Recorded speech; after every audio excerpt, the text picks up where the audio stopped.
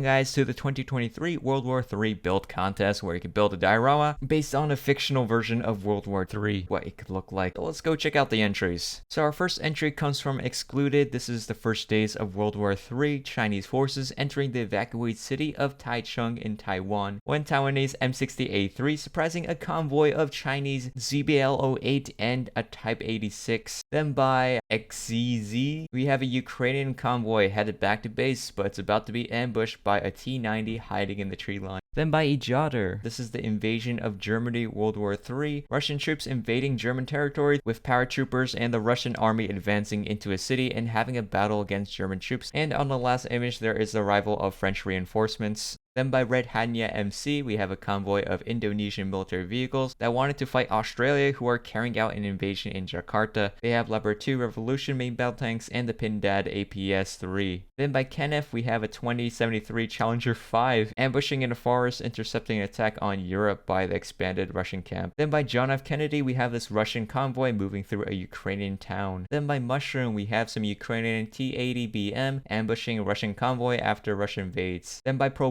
we have the Royal Australian Air Force MQ-28 Ghostbat flying towards the Paracel Islands. However, unknowingly, the Chinese forces have built a new island with a radar system that detected them. Then by Aqua Green, we have a Chinese naval cruiser sunk by American forces in the waters off the Philippines. Then by Kano, we have this Russian Kurgansets 25 APC 2-to-1 scale convoy following the Trans-Alaska pipeline. By Geoking, we have 3 T-90 tanks passing by a village abandoned after airstrikes. Then by Maybe Baby or something, Russian convoy under artillery fire. Then by Ross 2323, we have Ukraine Kiev T-84BM Oplot sent in Ukraine being escorted by US Army convoy driving past a destroyed Russian T-72A. Then by Zygomatic, we have a rescue team tasked with rescuing a US tank transport train heading to Ukraine that has been attacked by Russia 3 hours ago, and suddenly a Russian Su-27 and Russian tank ambushed them. Then by Fife, we have the Ukrainian Thunder Run is spotted by Russian T-90M and comes under artillery fire on the outskirts of a village approaching Kremina, which they have Leopard 2A6, Humvee, Max Pro, T-90M, and a Tunguska. Then by Nova, we have the Russian invasion of Poland. We have 2 Russian BTR-80As escorted by a Mi-24 Hind with 2 M109 Paladin and Humvees of the US forces destroyed by Russian artillery. Then Big Mexican Man brings this American F-16 firing an AGM-84 Harpoon at a Russian military base. Then Avery submitted a Chinese-Russian funded North Korean invasion of South Korea. Then by FIFA again, we have NATO forces launching a surprise offensive towards Pyrgos before CSAT is able to solidify this presence. Limited AAF forces struggle to contain the push. Then Egg Yolk has the Japanese ship Izumo rescue and relief helicopter carrier rushes to Tentu and rescue members from a sunken Taiwanese warship,